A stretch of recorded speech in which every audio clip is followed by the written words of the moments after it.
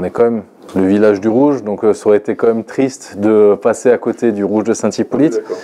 Alors bon, ça va un peu à l'encontre de ce que je racontais tout à l'heure, où c'est des vins qu'il faut ouvrir en avant, machin truc, mais bon là, vu les circonstances, on va faire une petite exception, et puis vu qu'on est un public averti, on va considérer qu'on arrive à se projeter dans l'ouverture. Donc là, on passe sur le rouge de Saint-Hippolyte. Donc comme dit, ça c'est un vin de coteaux. Là, on est sur des très vieilles parcelles, parce que j'ai encore la chance d'avoir des parcelles que mon grand-père a plantées, et que ma mère a plantées à ses débuts avec son père. Donc on est sur une très belle parcelle qui fait quasiment 1 hectare d'un seul tenant, au pied du château de Königsbourg, avec des sols vraiment très drainants. On est vraiment sur des sols très sablonneux. Donc là, on est sur des rendements, mais sans forcer, hein. Au contraire, on est plutôt en train de dire il faut qu'elle arrive à faire un peu de matière.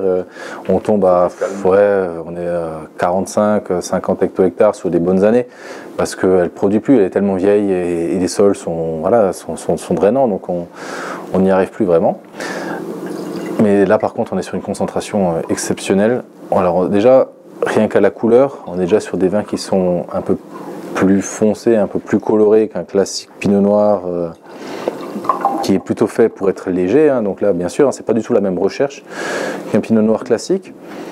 Là, on est sur des vins d'accompagnement de repas, c'est-à-dire des viandes rouges, des gibiers, des fromages. Là, on est vraiment sur des vins riches. Alors ça, c'est un 2019. Pour moi, c'est encore un peu léger, c'est encore un peu jeune.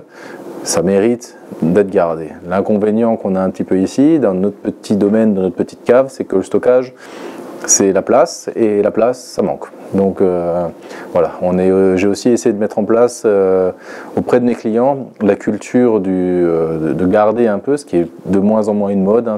Ça aussi, il faut le garder, parce que les gens ont de moins en moins de place, surtout quand on a de la clientèle en ville, ils n'ont pas de cave, c'est sous l'escalier, donc c'est compliqué. Mais j'essaie de mettre ça en place, et ceux qui ne peuvent pas stocker, justement, qui se prennent le temps d'ouvrir, pourquoi pas même de les carafer, même un blanc, ça se carafe aussi, hein, il ne faut pas hésiter. Les vins ont besoin de respirer, parce que quand ils sont bouchés, ils sont en apnée, et ils ont besoin de s'ouvrir, de reprendre une bonne bouffée d'air. Et c'est comme quand on fait un grand plongeon, quand on remonte à la surface, on prend une grande bouffée d'air, mais on n'a pas encore régulé notre rythme cardiaque et notre flux d'air. Donc il faut laisser 2-3 bouffées pour arriver à retrouver un souffle normal. Un vin, c'est un peu pareil. Quand on le débouche, grosse bouffée d'air, et par contre après il faut arriver, lui laisser un peu de temps pour qu'il se recalme, et c'est là qu'il arrive à s'ouvrir.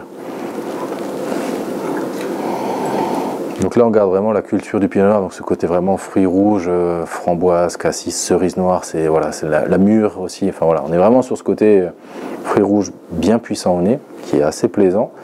Après en bouche, ça reste jeune, donc il y a quand même des tanins qui sont assez vifs, mais c'est pas des tanins verts, on n'est pas du tout sur le tanin de sous-maturité, on est plutôt sur des tanins jeunes, donc qui vont être puissants.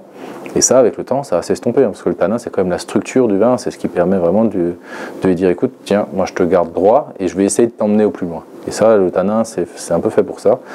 Et dans un rouge, surtout à Saint-Hippolyte comme à Haute-Rotte chez nos amis, on a vraiment des terroirs qui sont faits pour les mettre en valeur. Alors je dis pas que chez les autres, hein, c'est pas le cas, mais voilà, si déjà on a une petite appellation et qu'on n'a pas de grand cru, autant en parler, hein.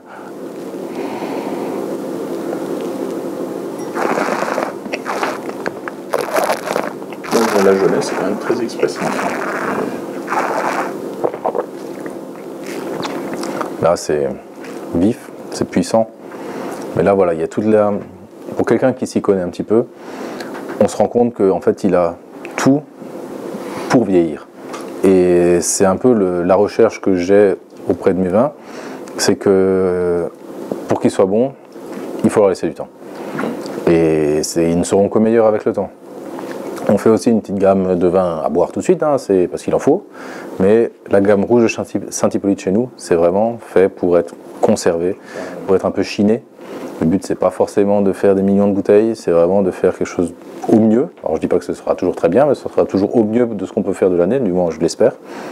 Et on est dans cette culture un peu de se faire plaisir, parce qu'on est... on est un bon mangeur en Alsace, on est des bons mangeurs, donc quand on aime bien manger, on aime bien boire, et voilà, l'un va de pair, et donc faut arriver à sortir. Autant on avait le vin de plaisir tout à l'heure, là on est vraiment sur le vin de gastronomie, entre guillemets, dans le sens où voilà, on utilise avec un bon repas, bien convivial, bien amical.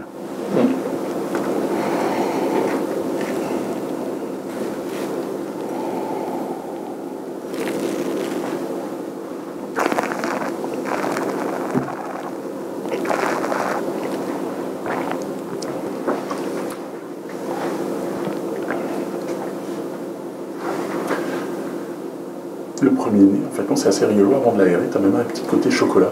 Ouais, c'est ça. Le tout premier nez, j'ai oublié d'en parler, ouais, ce côté un petit peu, l'amertume chocolatée, du cacao, tout ça qui ressort. C'est assez rigolo, ouais. Après, effectivement, une fois que tu l'aères, tu es vraiment sur les fruits rouges, c'est ça. Puissant. Là, typiquement, bon, voilà, les gens traditionnellement te diraient, ah, bah, tiens, avec une viande, mais.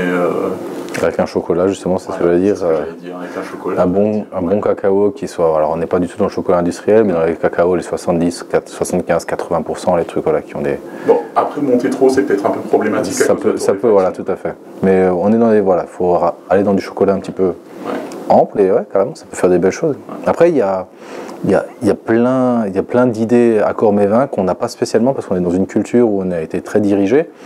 Et maintenant, on se rend compte qu'il y a des chefs surtout, qui sont capables de vous dire écoutez, allez voir un peu ailleurs, trouvez autre chose, et vous allez voir, il y a des trucs super à faire. Et en Alsace, on a un problème, c'est que souvent on faisait ce que moi j'ai tendance à dire, l'accord d'accompagnement, plutôt que de faire un accord de contradiction. Oui, comme le Gewürz avec un Münster, bah voilà, ça c'est classique. C'est du classique, mais on est. Essayer avec, je sais pas, un comté ou ce genre de choses, des fromages moins puissants mais plus, comment dire, consistants, avec un côté salin. Souvent les gens n'osent pas. Ouais, tout à fait. Ouais. Après voilà, faut oser, c'est ce qui est aussi bien dans notre métier, c'est qu'on on essaie de procurer du plaisir, et le plaisir qu'on a en retour, c'est que les gens viennent avec leurs idées, nous disent écoutez, moi j'ai essayé ça avec ça, ça a super bien marché, ou ça n'a pas marché aussi, hein, parce que c'est ce qui est bien, c'est de savoir quand ça marche et quand ça marche pas. Et c'est toute la richesse de l'échange qu'on a grâce à ce métier-là, c'est qu'on rencontre, on fait des rencontres, et on essaie de partager du plaisir avec des gens qui aiment ça. Et quoi de mieux que de boire un bon verre en mangeant un bon bout. Enfin voilà, c'est la simplicité de la vie qui fait qu'on est tous bien ensemble. On est entièrement d'accord. Merci Raphaël.